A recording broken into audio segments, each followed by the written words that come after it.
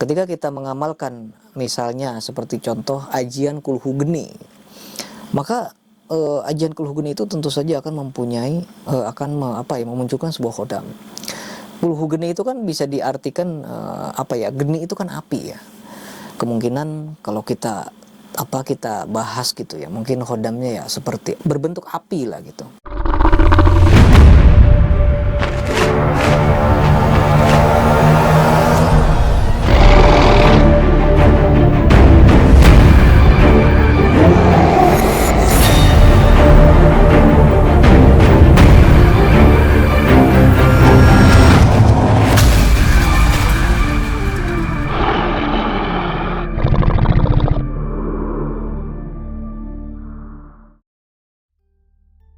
Assalamualaikum warahmatullahi wabarakatuh. Ketemu lagi dengan saya Ki Bagus Purwas.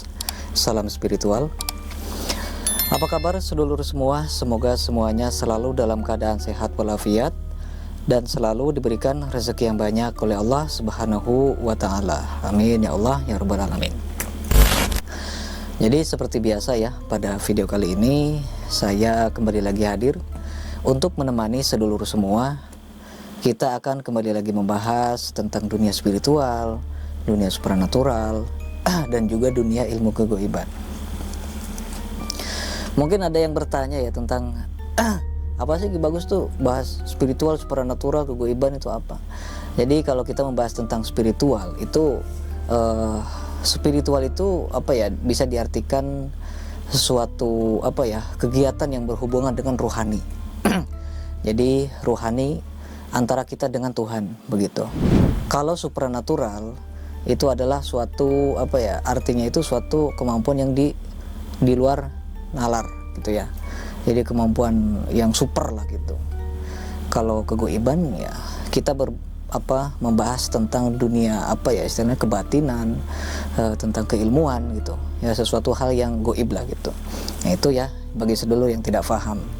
Nah, sedangkan pada video kali ini saya akan membahas tentang perkhodaman ya. Tentang khodam. Nah, khodam keilmuan nih yang unik nih. Saya akan membahas tentang khodam keilmuan. Apa sih khodam keilmuan itu? Nah, itu kan sering saya bahas ya pada video-video sebelumnya. Khodam keilmuan itu sebenarnya sangat bagus itu. Ketika kita mempunyai sebuah keilmuan, kita mengamalkan sebuah amalan, kita zikir, kita puasa, tirakat, kita sambil mengamalkan keilmuan yang kita amalkan, yang kita miliki gitu ya. Nah itu tentu saja kita akan secara otomatis itu akan mempunyai khodam. Kita akan mempunyai khodam. Bahkan semua huruf ya, semua huruf atau bacaan ketika kita mengamalkan, maka biasanya akan menimbulkan atau memunculkan sebuah khodam. Bahkan mantra yang dibaca, baik itu yang ada di Google, di Facebook, atau di manapun, ketika kita baca dengan penuh keyakinan, maka akan menimbulkan khodam juga sedulur. Nah makanya hati-hati ketika kita membaca suatu mantra nih, mantra yang unik-unik gitu ya, bacaannya yang berbahasa Jawa dan lain-lain, kita harus meminta ijazah dulu pada orang yang memposting tersebut. Karena amalan tersebut ketika kita baca maka akan langsung terkoneksi dengan batin kita dan akan memunculkan khodam.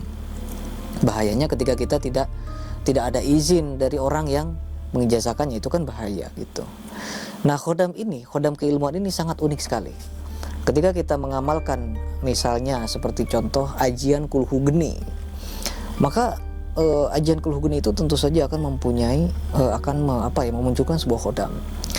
Kulhu geni itu kan bisa diartikan geni itu kan api ya. Kemungkinan kalau kita bahas gitu ya, mungkin khodamnya ya seperti berbentuk api lah gitu. Karena ketika kita mengamalkan memang energinya itu basicnya panas dan memang kekuatan apinya itu sangat kuat juga. Bisa dibilang juga bahwa khodam tersebut adalah api gitu.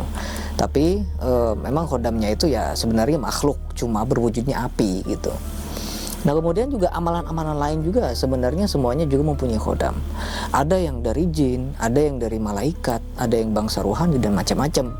Karena seperti yang kita tahu itu mungkin ya khodam hanya jin dan malaikat. Sebenarnya masih banyak lagi golongan makhluk lain yang tidak kita ketahui, karena memang ciptaan Allah itu sangatlah luas, sangatlah banyak gitu ya. Bukan hanya jin dan malaikat aja, tapi sangat banyak sekali. Nah, maka dari itu semua amalan-amalan ya yang kita baca itu akan mengandung khodam ketika kita membaca dengan penuh keyakinan, begitu. Nah, uniknya di sini ketika kita mengamalkan suatu amalan dengan konsisten, dengan istiqomah, dengan penuh kepasrahan, dengan istilahnya tidak berharap yang yang aneh-aneh lah gitu ya, maka khodam tersebut itu akan aktif di dalam tubuh kita. Bahkan bukan hanya dengan kepasrahan, ketika kita niat nih, kita niat mengamalkan ilmu ini untuk kesombongan pun itu akan menghasilkan khodam juga. Dan tentu khodamnya pun berbeda gitu ya. Ketika kita memang niatnya positif dengan kita niatnya yang kurang-kurang bagus-bagus, ya tentu beda khodamnya juga. Istilahnya dari energinya, terus nantinya bawaannya juga beda nantinya.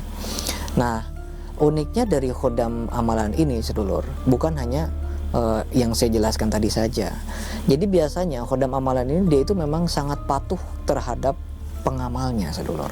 Itu yang paling bagus itu ya. Ketika kita memiliki misalnya ajian macan Siliwangi gitu kan, maka biasanya meskipun kita tidak berharap adanya khodam, karena memang kita niatnya itu hanya mengamalkan amalan ini, disuruh dibaca segini, disuruh melakukan ini, tirakat begini, tapi secara otomatis itu sebenarnya kita akan mempunyai khodam macan. Secara otomatis kita itu akan mempunyai khodam macan. Apalagi jika di bacaan-bacaannya atau kalimat-kalimat mantranya itu mengandung kata-kata macan, itu sudah pasti akan mengandung khodam macan ya. Karena memang kita itu memang menyebutkan kalimat macan itu, maka bisa dipastikan khodam macan itu akan hadir mendampingi kita. Nah, biasanya khodam macan yang mendampingi kita itu akan patuh pada kita. Dia itu akan benar-benar menjaga kita secara kontinu gitu ya, setiap saat. Ketika ada orang-orang yang memang ini khusus untuk khodam macan ya, khodam macan secara umum gitu ya, 90% lah. Biasanya ketika kita itu ada orang yang menyakiti kita, ada orang yang menghina kita, ada orang yang membuat kita sakit hati, biasanya khodam dari keilmuan kita itu yang memang sudah mendampingi kita itu, biasanya mereka itu tidak akan diam. Mereka tidak akan diam begitu saja ketika melihat kita merasakan sakit hati, merasakan seperti dizolimi dan lain-lain. Itu khodam macan itu tidak akan diam saja. Biasanya khodam macan ini berusaha nih, dia itu akan berusaha untuk meyakinkan kita supaya membalas perbuatan orang itu biasanya. Tapi itu kembali lagi pada pengamalnya. Karena kan ada ya pengamalnya yang memang peka terhadap hal gaib. Ada juga yang tidak peka sama sekali. Biasanya kalau orang-orang yang peka terhadap hal gaib itu biasanya sering didatangin sama khodam macannya tersebut, supaya orang itu harus dikasih pelajaran tuh, harus digimanain tuh, gitu kan. Nah, kalau orangnya memang penuh kesabaran, orangnya itu penuh keikhlasan, biasanya udah nggak usah, biarkan orang itu nanti juga dapat karmanya sendiri gitu ya. Nah, kalau udah kayak gitu ya udah, khodam macan yang berusaha untuk meyakinkan kita untuk membalas perbuatan orang itu juga akan diam, karena kita memerintahkannya itu supaya ya udah ikhlasin aja, maka khodam tersebut akan diam dan mengikhlaskannya. Kecuali ketika kita bilang ya udah serang aja, maka khodam ini biasanya akan menyerang. Toh nanti besoknya itu orang yang sudah menzalimi kita itu nggak tahu apes, atau misalnya sakit, atau tiba-tiba nggak bisa jalan, macam-macam. Karena biasanya orang yang menzalimi kita itu dibalas dengan kezalimannya juga. Misalnya nih dia memfitnah kita, itu biasanya gimana gitu ya. Jadi macam-macam lah ya. Tapi sebaiknya sih jangan ya, sebaiknya udah kita ikhlasan aja. Yang namanya karma itu akan selalu aktif kok, sampai kapanpun itu akan tetap ada gitu. Jadi ketika kita memerintahkan khodam untuk perbuatan yang sama-sama kezoliman, ya bisa dibilang sama-sama kezoliman lah ya. Ketika orang menzolimi kita, masa kita harus balas lagi dengan kezoliman juga kan? Makanya ya udah kita balas dengan keikhlasan, kita lepasin aja, udah biarin aja gitu kan. Ketika kita membalas dengan kezaliman lagi, ya kita sama aja dong. Berarti kita sama aja dengan orang itu. Begitu. Nah, tentu kita juga nantinya akan mendapatkan karmanya juga. Kapanpun juga kita akan mendapatkan karmanya juga. Karena kita juga sama-sama jahat. Begitu. Nah, itu bagusnya itu dari khodam keilmuan itu, dia itu sangat patuh sekali. Nah, kemudian ketika kita mengamalkan amalan-amalan lain ya, amalan-amalan yang beraneka ragam jenisnya, toh itu dari ajian, asma, qasam, hizib, haikal dan lain-lain, itu juga sama, semuanya mempunyai khodamnya masing-masing.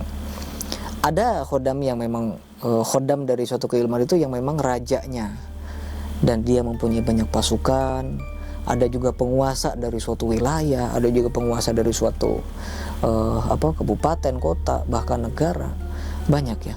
Nah, biasanya khodam-khodam seperti itu biasanya dia itu akan selalu memberikan kita wejangan supaya kita itu selalu rendah hati biasanya. Berbeda dengan khodam-khodam yang memang bersifat keras ya, seperti macan, jawara, itu ya biasanya akan selalu bukan membisikkan ya gitu. Dia itu sebenarnya sedang memberi saran ke kita, harus digimanain tuh orang gitu ya. Tapi semuanya sebenarnya tergantung dari kita. Semuanya tergantung dari kita. Kalau kitanya di hati, misalnya ini ada orang yang seperti yang saya jelaskan tadi, ada orang yang menzalimi kita, tapi orangnya ini tidak peka terhadap energi. Biasanya khodam yang mengawal dia itu, atau itu khodam jawar atau macan, itu akan berusaha untuk menyerang balik. Tapi ketika kitanya itu malah istilahnya nggak peka gitu ya, kita nggak tahu nih khodam kita itu sedang menyarankan untuk serangan balik. Nah, lalu itu gimana? Apakah khodam kita itu akan membalas atau tidak? Nah, itu sebenarnya tergantung dari keadaan kita. Kalau kita misalnya setiap hari kita merasakan sakit hati, kesel ke orang itu, terus kita juga merasakan wah, saya juga harus balas dendam nih, secara tidak langsung, itu biasanya khodam itu akan menyerang biasanya gitu. Baik ketika kita membaca amalannya ataupun tidak, tapi itu dengan kondisi kita memang sudah istiqomah ya, istiqomah, kita sudah mendawamkan setiap hari begitu. Meskipun tidak diniatkan, maka biasanya khodam-khodam yang mengawal kita itu akan melakukan serangan balik, biasanya seperti itu. Makanya disarankan kalau kita ada orang yang menzalimi kita, ya susah juga sebenarnya, tapi karena memang kita mengamalkan ilmu atau ajian yang memang mempunyai khasiat ke arah situ, maka lebih baik kita sering-sering membaca sholawat, membaca istighfar. Karena apa? Supaya keadaan hati kita tenang, keadaan hati kita menjadi kembali seperti semula begitu. Karena biar bagaimanapun juga, ketika kita keadaan badan kita emosional kita itu sedang tidak bagus, biasanya khodam dalam tubuh kita pun juga akan merasa harus melakukan sesuatu gitu, supaya kita itu tidak tidak mengalami sakit hati dan lain sebagainya begitu. Yaitu ya kedahsyatan atau patuhnya khodam-khodam amalan yang kita amalkan. Sebenarnya masih banyak lagi kok keistimewaan kita mempunyai khodam-khodam dari amalan ini. Tapi biarkan sajalah. Menurut saya khodam amalan itu tidak begitu penting. Yang penting kita mengamalkan amalannya. Begitu juga sudah cukup sih menurut saya. Karena kalau kita fokusnya ke khodamnya, udah pengisian khodam aja, nggak usah pakai amalan. Tapi kalau memang kita niatnya tuh ingin mengamalkan amalan, maka ya udah kita amalin, gitu aja sih. Nah, mungkin pembahasan pada video kali ini cukup sekian dulu. Semoga bermanfaat untuk semuanya. Saya Ki Bagus Purwas. Assalamualaikum warahmatullahi wabarakatuh.